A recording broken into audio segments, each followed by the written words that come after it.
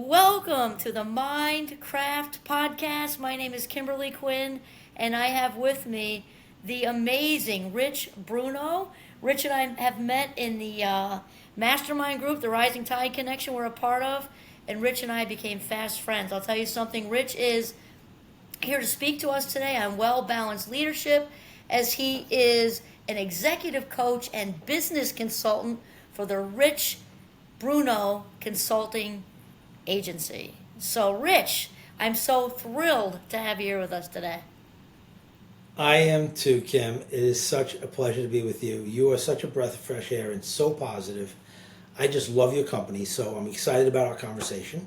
You mentioned the Well Balanced Leader Model. It's something that I developed about a year ago. And overall, the way to kind of frame in the Well Balanced Leader Model is it is about living a totally fulfilled life. And I think that's super positive. So I think for me, it's all about how can you have it all? And it really targets the executive community, right? So imagine an executive leader, CEO, C-suite leader who is running and gunning all day and doing all the work and like getting all the accolades about, all the results of the company and this, that, and the other. But there's so much that's missing, right? The rest of their life, right? Their personal life, the things that are important to them, their hobbies, their relationships, right? So I developed this well-balanced leader model with a look back from my own career, right? So I retired at 55, 2 weeks after I turned 55, and I just needed to improve the quality of my life. I felt it. I was burning the candle at both ends, and I wasn't happy with the way my life was going because I was missing things in my family and things that were important to me. So developed this model. It's got 5 slices to it, which we can go into in a little bit of detail, but in essence, it encapsulates both the professional elements that are important to executives and the personal side so that you don't lose sight of the other things that are important to you in your personal life.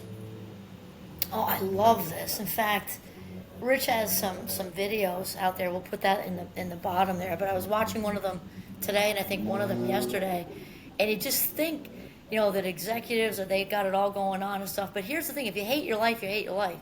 It doesn't mean if you have a 7-figure income, or you're working at doing something with a lower income. If you hate your life, you hate your life, right?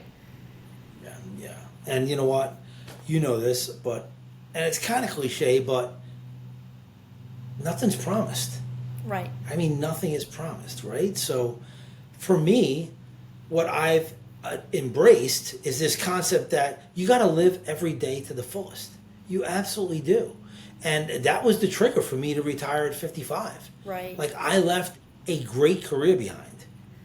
I was also an entrepreneur, so I had a small business, but it boiled down to making choices. It just boiled down to making choices. Right. Right? You can't do everything and be all things to all people. You need 100%. To make choices. Right? So the choices for me were actually rather simple, but it was at a cost. I had to give something up, right? Had to give a great career up, a very good salary. And I went to my entrepreneurial space, which is a small business that I run, a health and fitness program, which actually is so fulfilling because it helps people to live happier, healthier lives. It's about physical and mental well-being. And that drives everything else. If you are satisfied, it's like that inside-out job, right? If you're satisfied with yourself and you're fulfilled yourself, you have so much to give to all the people and the communities you serve and just all the things that are important to you.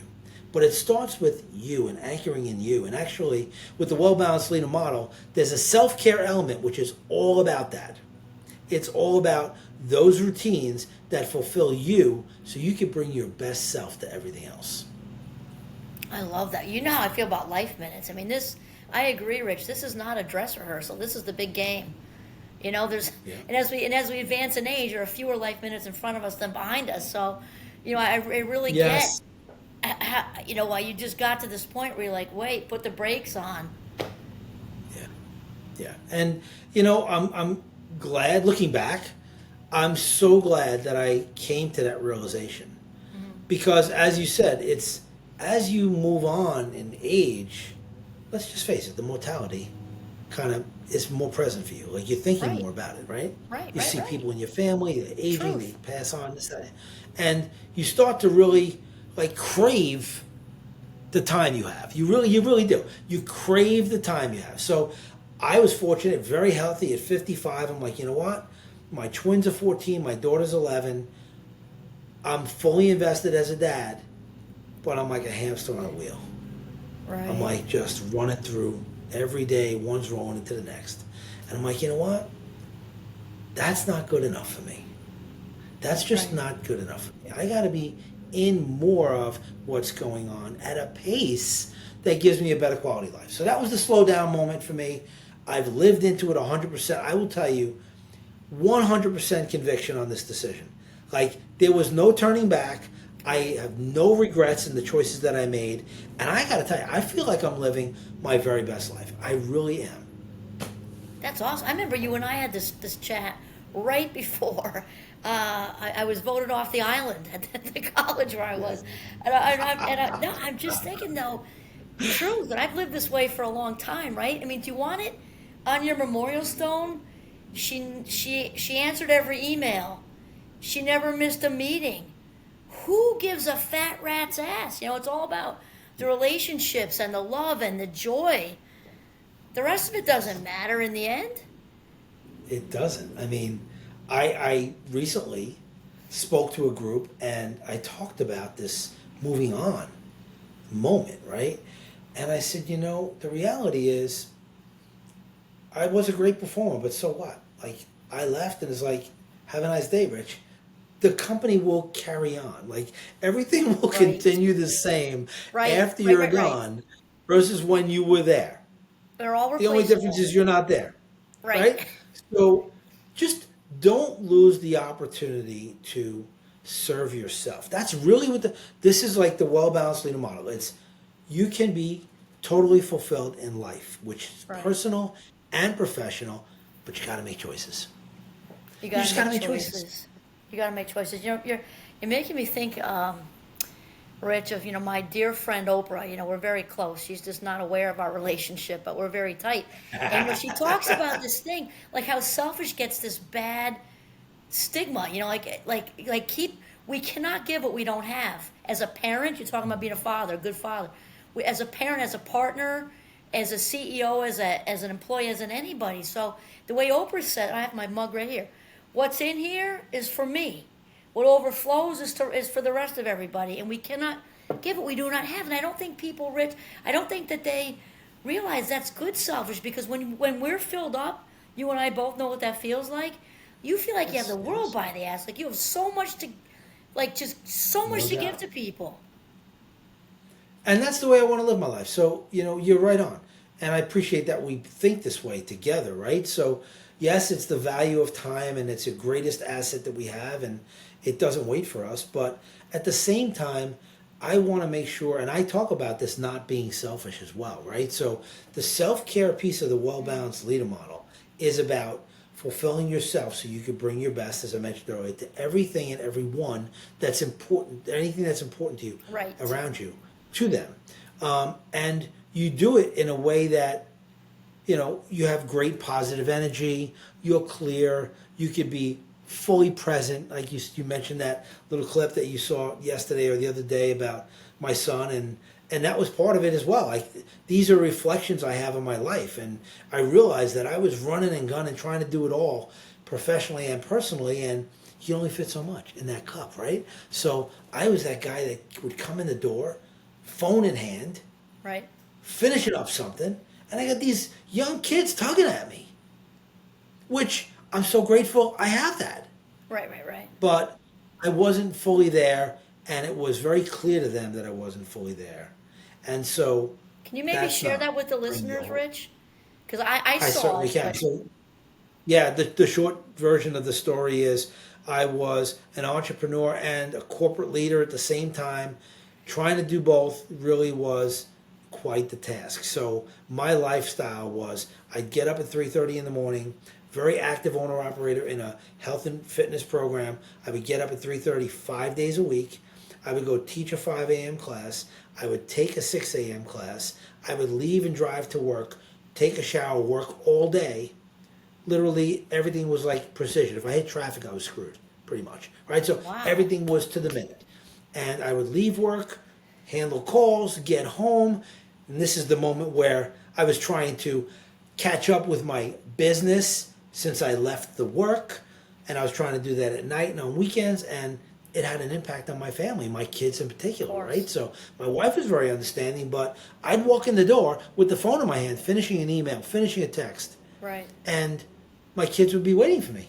Like twin 8-year-olds and a 5-year-old. They're waiting for daddy to come home. They don't care that I have an email to finish or someone's calling me. They could care less. Right. Right? So my son called me on it. It was very humiliating, I have to tell you. It gets me choked up just when I think about it. Right. Like that I feel like I kind of let them down. But I was not thinking about it. I wasn't fully present. And the well-balanced leader model is about being fully present about what serves you the most in your life, including your family and the people you love. So my son sees me on this phone. He's like, Dad, put your phone down. You're home now. And he's freaking 8. And he's 8, telling me this. He's 8, he's telling me this. I'm like, now, okay, that's embarrassing. It was quite an aha But also, moment, huh? it's a huge aha moment. It was like a kick in the, I'll say teeth, in the interest of keeping it clean. It was like a kick in the teeth that my 8-year-old had to be the wise one and say, right, you're not fully here. You're like, we need you. You're not really here. You're doing something else.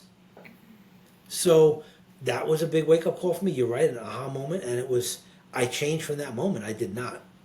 I changed that behavior.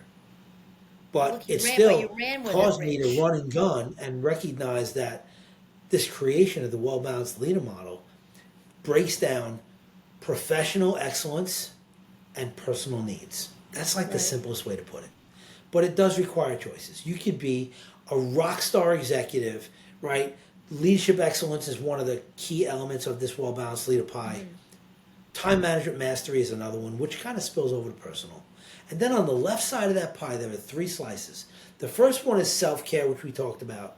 Mm-hmm. The second one is continuous development. And by the way, continuous development is not just what certifications I get at work. Continuous development is how do I be a better dad, husband, server of the community, like friend, brother, son, whatever it is. It's continuing to develop yourself. Right. And then creating your legacy, which I think is, Kim, I know you're going to appreciate this.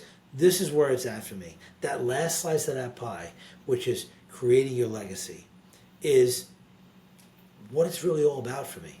Like, as we are givers, right? You spend, a lot of years in academia serving others and making other people better, right? And you're living a life now that you're serving others in a different way, but it's always serving others, right? So that giver's mindset, to me, is about just what kind of an impact could I have on the people around me? Like, at the end of the day, creating your legacy is, what would people say about me? Like, how did I help them? What kind of an influence did I have on them? Right. Like, I think that's what we're here for. Like, I really believe that. Like, 100%. My role on this earth is to be doing great things for the people around me. That's what that fills me up, right? That makes me feel good. And so if that's going to be kind of my guiding light, I just have to do everything that supports that, and I'm good. Right. No, I really love that, Rich, and I think, a lot of times people think that you have to do something huge, like join the Peace Corps, or even be a teacher. We can make a difference doing absolutely anything when you do it with your own passion and you stay on your purpose. You're making a difference in lives. Absolutely right, and that's such a key point. It's about just any small thing that you could do that leaves an impression on somebody. It could be a fundraiser, like our small business. We're actively involved in the community, and I will tell you, over 10 years, we've raised north of 150 grand for nonprofit Wow. 501c3s. Every year we pick one. Our members are invested in that choice. It's Right. always a local 501c3. We connect with them. We learn about their organization. We bring people together. We raise money. We look for organizations to support it, like do matches and things like that. It's not uncommon for us to raise 25 grand for an event. Wow. Okay? It's happened 2 or 3 times over. Not every year. Sometimes it's 10, 8, 12. But we've had autism. We raised money for autism, 25 grand. We raised money for sudden SUDC, sudden unexplained death in children. It's not, there's no like a medical diagnosis, and it's not federally funded, right? And we know people from our community that have suffered from this, and it's just, you can't help but want to do something good for them. You know, so whether it's a community or it's your kids or your spouse or your parents, a friend, someone on the street, it doesn't matter. No. It's just the mindset of having that way of being and that desire to help. Being of service. Yes, regardless absolutely. of religion. And that also spills over into professional space too, right? So right. servant leaders.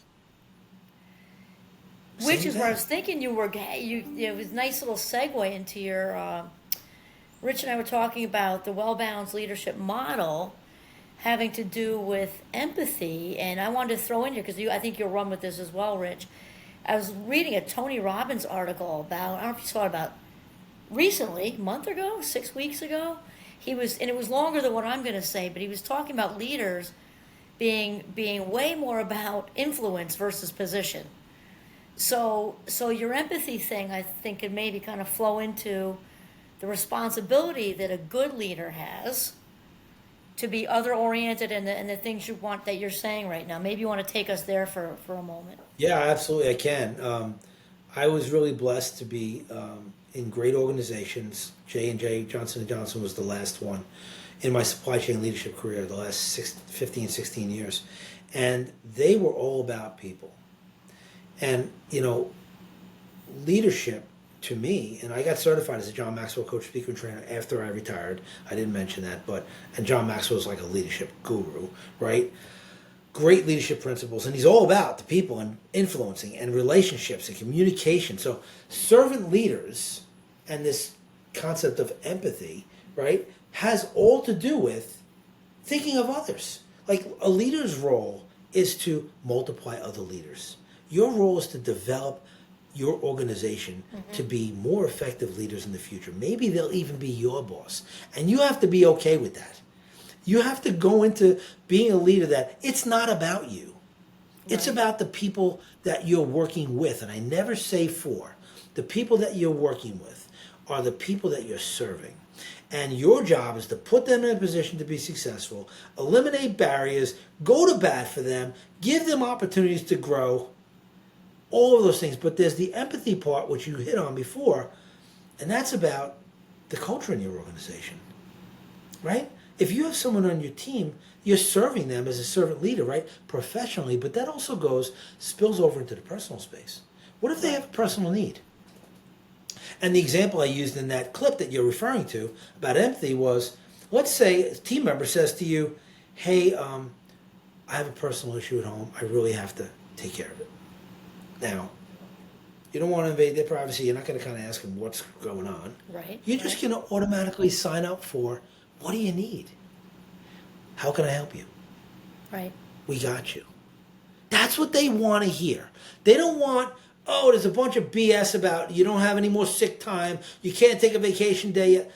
Who cares? This is a human being you're talking about. Right. 100%. Right? This is a human 100%. being. And I always just say, you have to treat people the way you would want to be treated. Like, if I had an issue, I'd want someone to say, no problem, I got you. What do you need? We talked about this before, giving, right? So someone comes to you on your team, they have a need, it may be personal. Doesn't matter how long it's going to be. Doesn't matter even what it is. You just pick the ball up. Right. We got you. Don't worry about it. Let me know how I can help you. And then you rally your team. And if you create the right culture in your organization, you're going to have a bunch of people that think the same way. And it's They're a going to all positive be about, workplace. it's a positive environment where we all succeed or fail together. Someone's out of pocket, they have an issue, they can't do their job for whatever reason. As a leader, if you're a really effective leader, you have an environment, a culture where people will take the baton willingly and help. They'll do what it takes. And I mentioned in this clip, if you don't have the resources on your team to help out that person that says, hey, I need some help, you sign up for it. Right. You do it as the leader. And I did mention that that goes a really long way. You want to be able to influence somebody, you build a relationship with them, you get them to trust you. That's a way to get them to trust you. Definitely. And they will follow you. That's leadership. They will follow you. You can influence an outcome and get everyone moving in the same direction towards a goal if you have empathy and you act as a servant leader and create the right culture with the right people on your team so that you have that positive environment. You have that spirit of helping one another. That's really what it boils down to. No, 100%. I mean, there's really just two ways, right? People can rule by fear, or they can rule by respect, which involves trust. One is the longevity with your team is going to be a whole lot longer. And I love what you're saying, Rich, because, and even I'm doing this now, you and I kind of overlap with some of the things we do out there.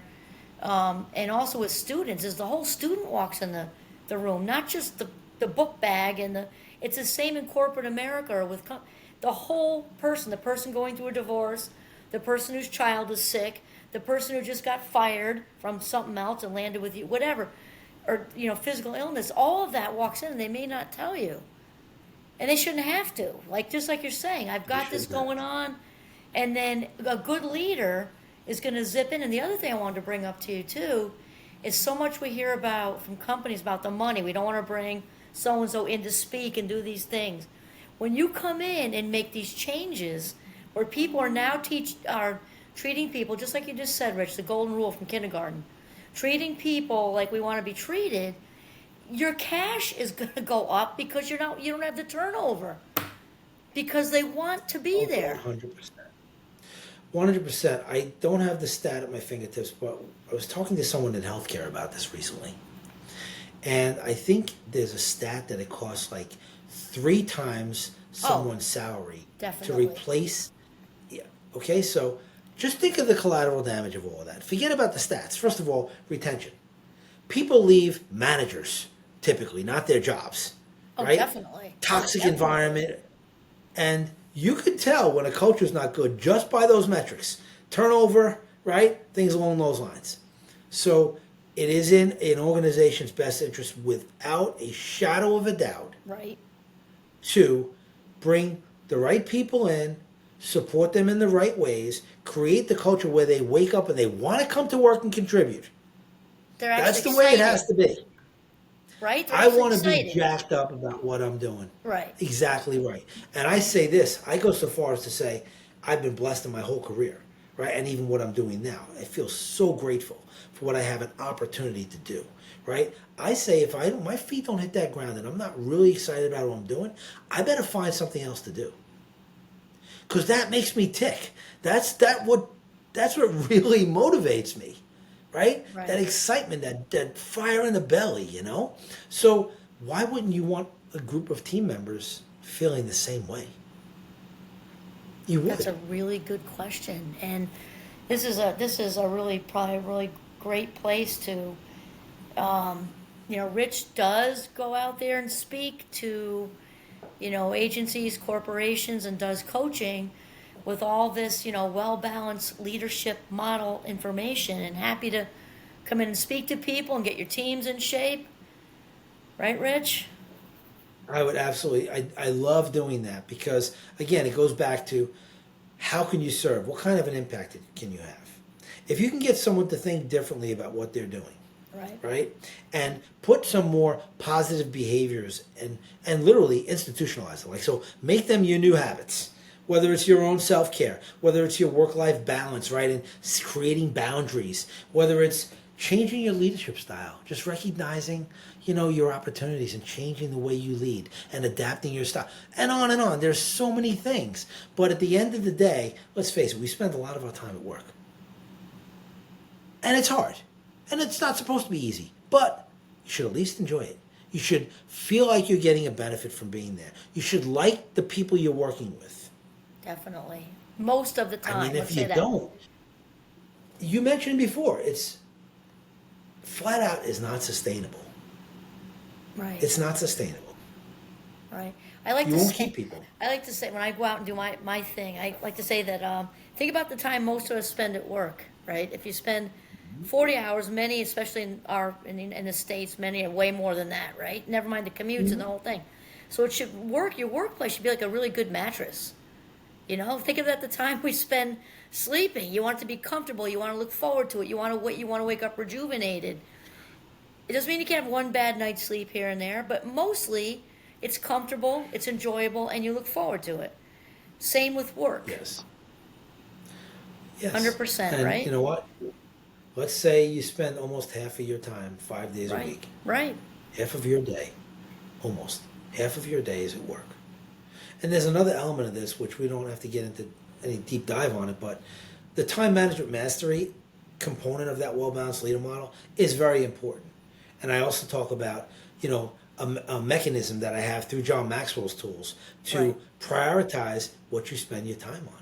Because back to that, time is finite, it's your greatest asset, right? You have to treat it as something really precious. So I have to invest in things that are of greatest value to me. And the way to do that is really be in touch with what's important to you and then definitely. allocate time on your calendar to those things. Definitely. If you have kids playing t-ball or a sport or they dance or whatever it is, and that's important to you, you need to make sure you make the time for that. Period. The end. That's it. Just make the time for it because it's important enough for you. Carve it out. I mean, I'll tell you that just quickly. My former dean, God, I loved her so much, and she taught me how to avoid being meeting bombed on Google. So she would put, busy meeting. You could be meeting with God on the chairlift, and you got 3 feet of powder. No one, and actually, you laugh. Anyone who, my inner circle there, knew that during if I put meeting with G or something, they knew where I was. But it's healthy. So Everybody's funny. like, yes, because I'm not a liar. I really am having a meeting with God on the chairlift. It's super spiritual, getting some good turns in, that sort of thing. But really, like you're saying, Rich, is life minutes wise. If we're here, we're choosing to not be there. If we're there, we're choosing to not be here. You can't be here and there, as far as anybody knows, unless you have some ethereal skills, right? So it does come down to that. And then lastly, the thing is too, because Rich has been threading this all the way through. I mean, I think we know, research based, right, that happy people versus unhappy people are more focused, more creative, and more productive. So even from a corporate financial standpoint, the leaders are shooting themselves in both feet if they're not embracing their employees' well-being. You are 100% right. At J&J, we used to have something called Energy for Performance in Life. It was a program that we went through. They invested hundreds of thousands of dollars in people's time and effort to be trained on this Energy for Performance in Life. And it had a few components. Physical well-being, obviously movement, exercise, also movement during the day. Recommending things like walking meetings. Right? Treadmill desks. Stretch breaks. Little things like that. Just, reinforcing movement and how that benefited you from a productivity and energy standpoint. And then also the nutritional aspect. How to eat right? And how that could... And think about it. From an investment of the company standpoint, that's a great investment.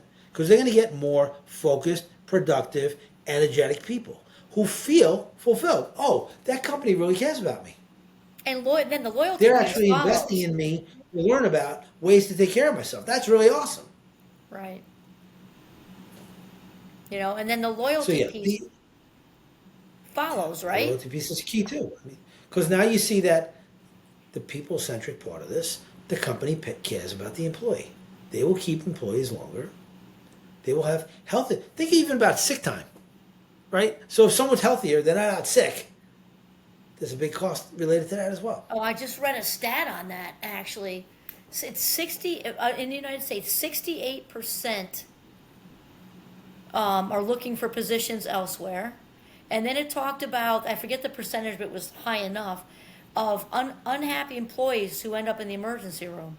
Like, there's just so many statistics, all research based. So the fact is, if we steer away from the sick model and towards the well-being model, it's a win-win for the CEOs, for all the what do you say, the leaders with a small L, kind of in the middle, making the difference, Yeah. here-ish. And then the employees, everybody's working with each other, like you said so eloquently, Rich, and it's a win-win. It is, and it's super important, and I love the opportunity to speak to organizations about this because, I think that's what the employees would say to the leaders. That's Right. what they want, and that's what they need. I mean, the latest, who's just telling me? Oh, Greg Kettner, you know well. He's also in our Yes, mastermind great group. guy. I forget what the statistics were, but the main point was when people had the surveys, the employees, they chose being actually authentically feeling appreciated over a little bit more money. I don't disagree, and I am not the least bit surprised by that.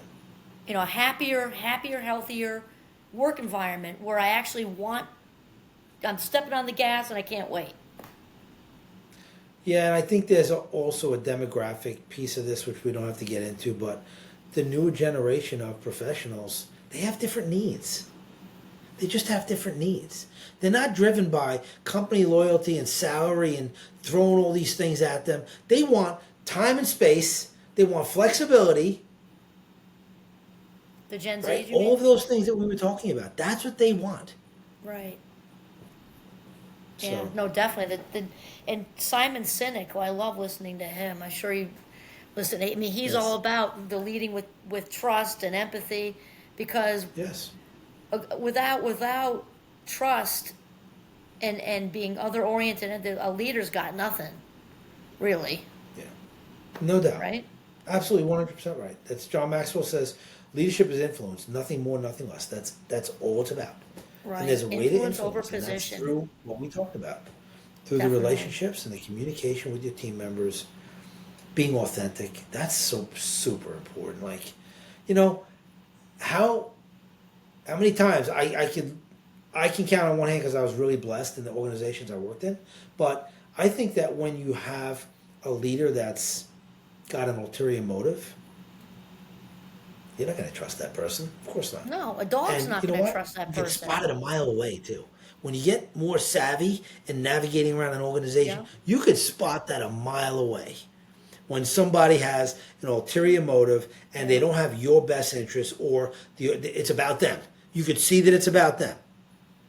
You can Nobody's just smell it. gonna want to work for that leader. No, and that a bad apple can spoil the whole thing.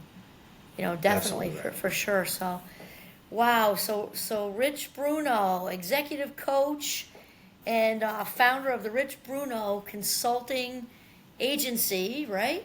So Rich is gonna forward me his information.